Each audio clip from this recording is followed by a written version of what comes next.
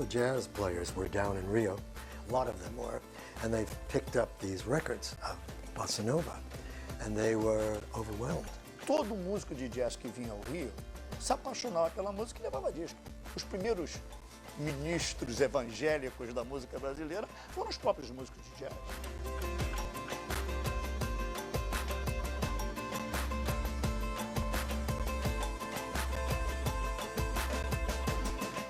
Charlie Byrne album, Jazz Samba.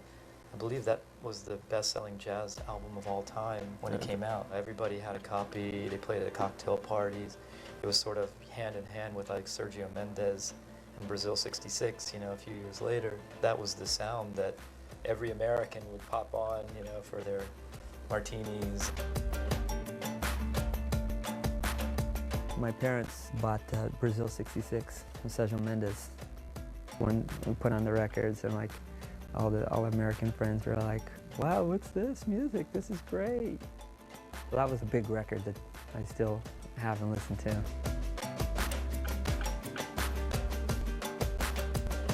Most people know it just from growing up with it, even though like their parents played this kind of music, so I think somehow it's always been in the subconscious, definitely in the States since the 60s. In hip-hop music, it all came about because children in less fortunate communities who didn't have instruments to play, you know, would basically have a turntable and then your parents' record collection. So that was your resource. That's where the past was, you know, meshed in with this current new music, hip-hop. And the reason why we chose those records were because of the similarities between the samba records and the jazz records and hip-hop. We were able to just bring it together and form this new thing. The DJs were looking everywhere. They were like going through the record stores and the record bins and the used record places and the flea markets everywhere, all over the world, to find great grooves and beats. Of course, when they discovered the Brazilian vinyl, they realized, wow, there's all these great beats and grooves and great sounds and feels in here that we can mix into our stuff.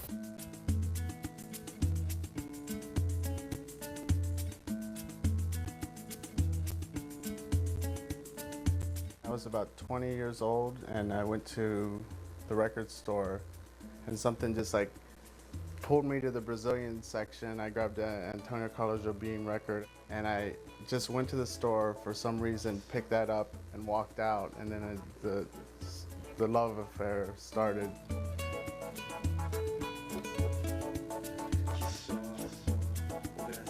In the mid-'80s, I was working in San Francisco on a film, and I didn't have to work in the morning. So in the morning I went to the record store and just looked at things, and I'd buy some records. I think I bought maybe a Caetano record, a Gil record, a Milton record.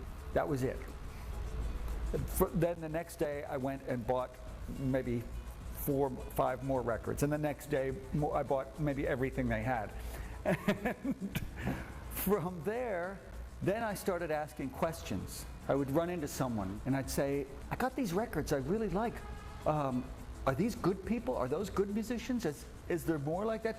Who are those people? I knew nothing. This was before the internet, before you could get books in English on Brazilian music. That was the only way to get information. New York had great big record stores, huge record stores, you know, and you could buy records from all over the world for $3 a piece. Also, a lot of the seminal figures in the downtown music scene had been record store clerks. These guys just knew about everything.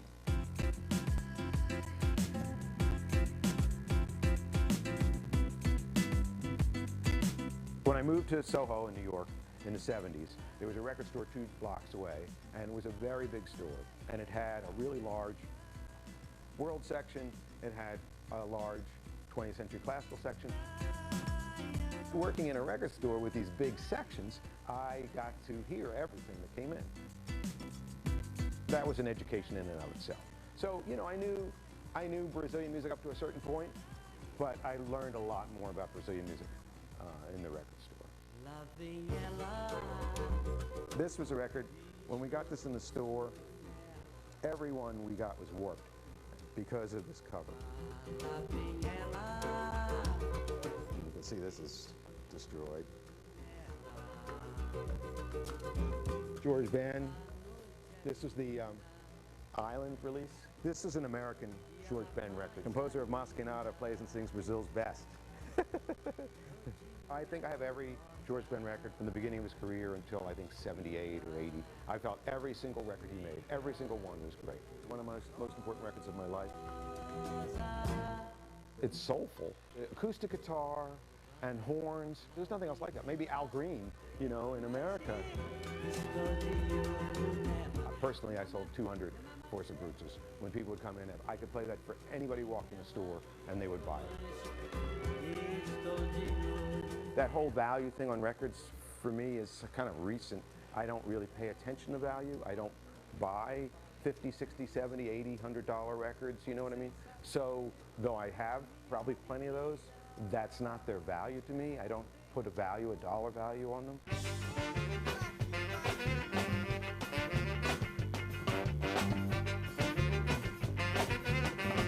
After I worked in the 70s in this store, Soho Music Gallery, I worked at the Brooklyn Academy of Music.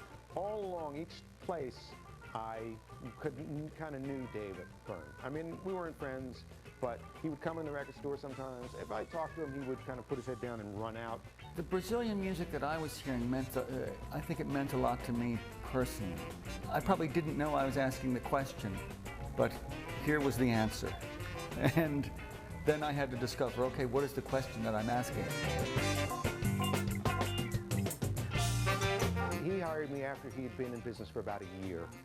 He had put out 2 records, O Samba and Beleza Tropical. He had gone to Brazil to promote his film through stories. He had bought, Brazilian records at Soho Music Gallery at our really nice Brazilian section. And he knew some Brazilian music, and while he was in Brazil, he met a lot of Brazilian artists like Caetano.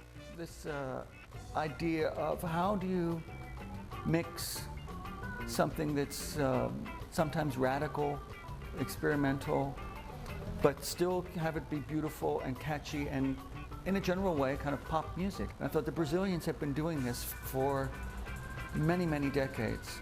I thought this is not just an answer about music, it's an answer about how to live, how to be in the world and bring things together. The music tells you how to do that. Ele logo observou coisas que eu nunca tinha visto nenhum outro artista, fosse americano, fosse inglês, mesmo francês, observar. Mas ele tinha noção do que ele estava fazendo. É uma época que começou a prosperar o conceito de world music, né, nos Estados Unidos. Isso era apenas tudo que não se conseguia incluir em qualquer das outras categorias musicais, qualquer outro gênero, botava naquele saco comum ali de world music. We didn't start with any idea of what we were going to do. The higher ups at Warner Brothers didn't pay that much attention to Luwakabop for a lot of its history. All the artists who came in were really interested in the music we were putting in. I think I wrote some things I disagree with now, saying, this isn't the real Brazilian music, and, I'm not sure this is good, but I think I was wrong. I think it was good that these people said, pay attention to Brazil. And the people who made that extra step might not have known to make that step without someone like David Byrne.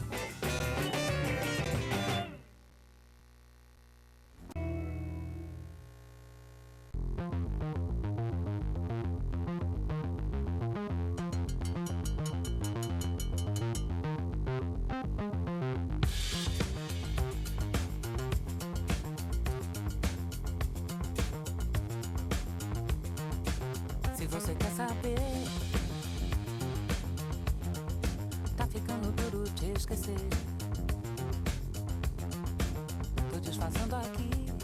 Tropicalia and Furs is a haven for Brazilian records in New York City. It's got anything from Tropicalia to funk, forró, anything you can imagine. If you check out the business card, it says to come here to buy records and to chit chat. This is like coming to someone's house. Eu trabalhava na Goldman Sachs fazendo shoeshine e sempre colecionava disco aqui. Eu achei um disco do Bossa Rio, tava barato e aquela ideia de estar longe do Brasil. Eu falei, pô, vou comprar, R$2,99, né? E aí, na época, já tinha coisa da internet, vender disco na internet. E um dia eu fiquei curioso e olhei o disco, quanto que custava. E era $300. Falei, pô, $300. Quantos desses discos aí não tem? Aí comecei. Tem muitos discos raros e ficam mais raros ainda com o passar do tempo. Tem o Paraibu, que é o Zé Ramalho, que é praticamente hoje no mercado americano uns $1.500. Mas o disco mais raro que eu lutei para adquirir, para ter na loja, é esse disquinho aqui, que é Os Seis, que no caso é Os Mutantes, antes de Os Mutantes, se tornou, aqui eles falam Holy Grail do disco brasileiro.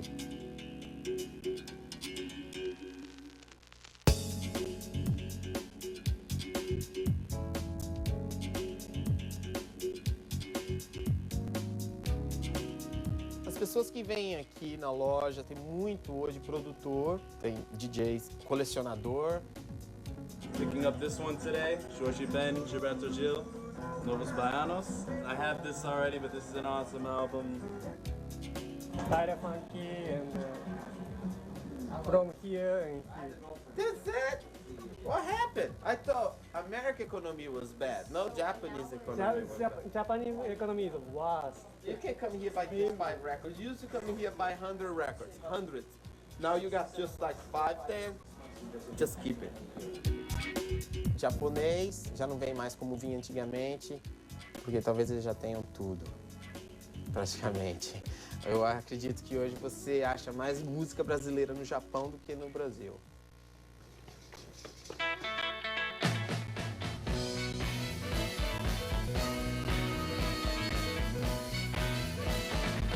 Meu codinome é Dinamite, meu apelido é Explosão. Queimando as rodas pela pista, eu sigo em plena contramão.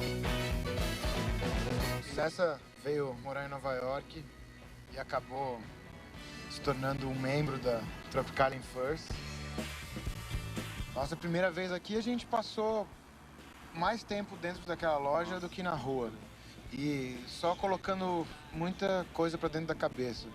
Muito disco de jazz, muita coisa de funk, muita coisa de música brasileira. A gente ficava ali no meio da lojinha, sacando os discos, não sei o quê. Olha isso aqui, Escolhendo muito capa. louco. Escolhendo belas capas e pondo pra tocar.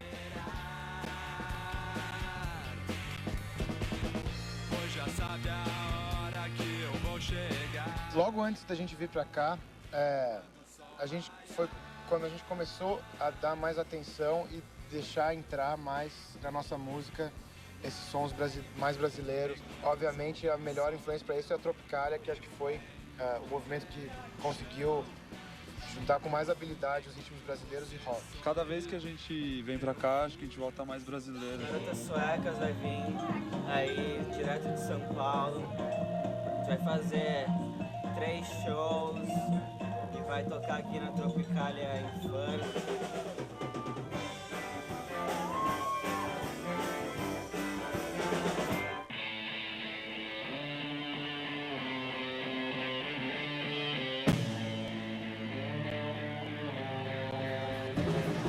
A gente fez 25 shows, esse é o nosso 26º show. Pelo ânimo da galera já dá pra perceber como tá sendo a loucura dos nossos shows, o pessoal dançando como se não houvesse amanhã, é muito legal ver isso. Nem se a gente tivesse pago $1.000 pra cada um, eles iam estar se divertindo tanto, forçadamente.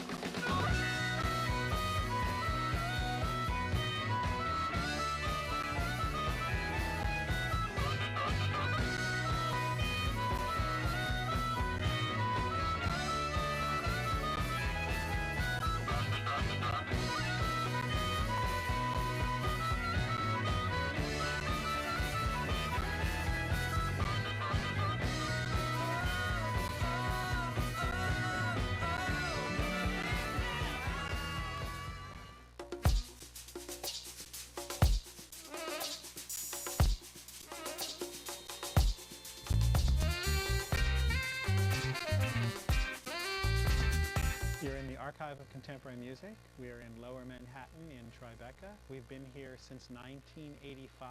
This is our 27th year. We collect 2 copies of every record that comes out in the world. When we first started in 1985, we couldn't find anybody who said they were doing the same thing. The goal is to collect everything as it comes out in its own time.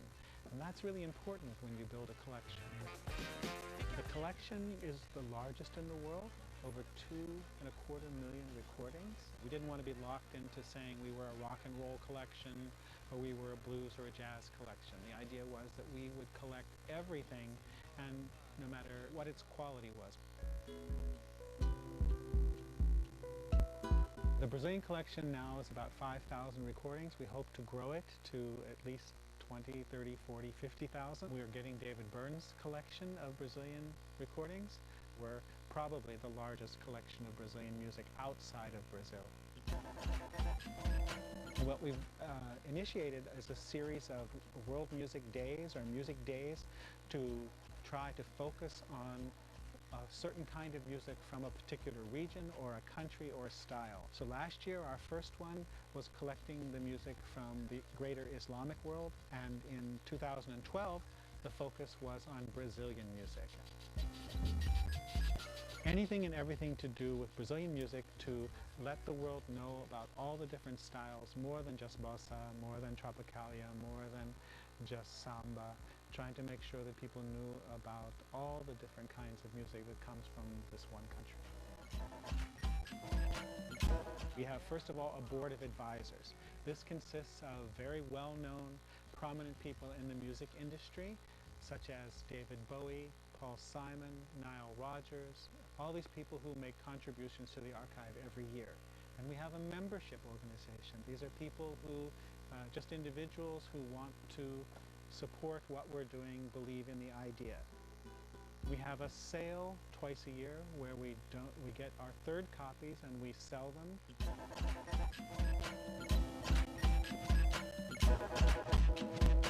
I'm a huge record collector. It's kind of getting out of control a little bit, so I'm trying to keep it under control, but this is one of my favorite sales of the year. It's very hard to come by Brazilian music in New York cheap because people know what it is here. There's a lot of it, but it's very sought after. What vinyl exposes people to is older music more than anything.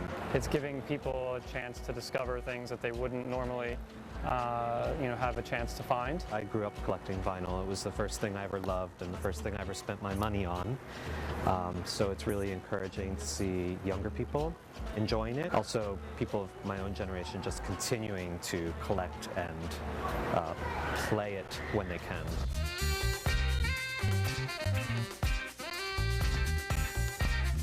The archive is open to researchers by appointment only, but it's not just going to be what we have, it's going to be what other libraries around the world have in their collection. Anybody who can send us their information, we will put on that database. We just got over 1,000 listings from Columbia University. We're trying to do the same thing with the British Museum, with the Bibliothèque Nationale, with the Library of Congress. People will know, if they're trying to locate a particular recording, which libraries actually have a copy.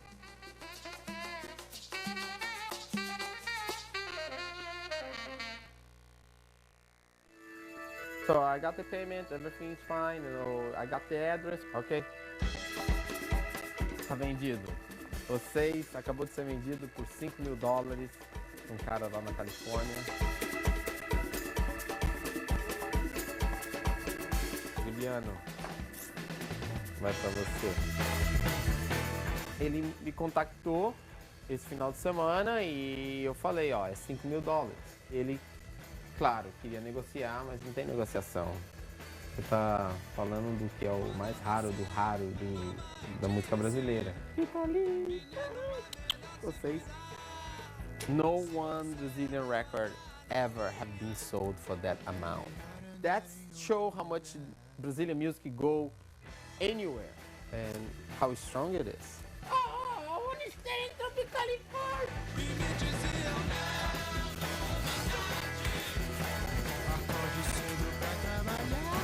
I feel like some records is for somebody, and I believe this record is for him.